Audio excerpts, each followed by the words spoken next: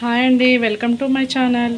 ఈరోజు చామగడ్డ కర్రీ చేస్తున్నాము. ఫస్ట్ చామగడ్డ ఆయిల్లో వేపిన తర్వాత పసుపు, అల్లం వెల్లుల్లిపాయ, ఆనియన్ 3 వేసి నూనెలో బాగా మగ్గించిన తర్వాత కారం తగినంత,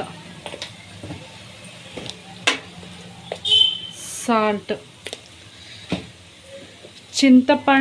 చింతపండు, ధనియాలు, జీలకర్ర, కొబ్బరి పేస్ట్ మిక్సీ పట్టేసేసి ఆ పేస్ట్ వేసేసుకోవాలి.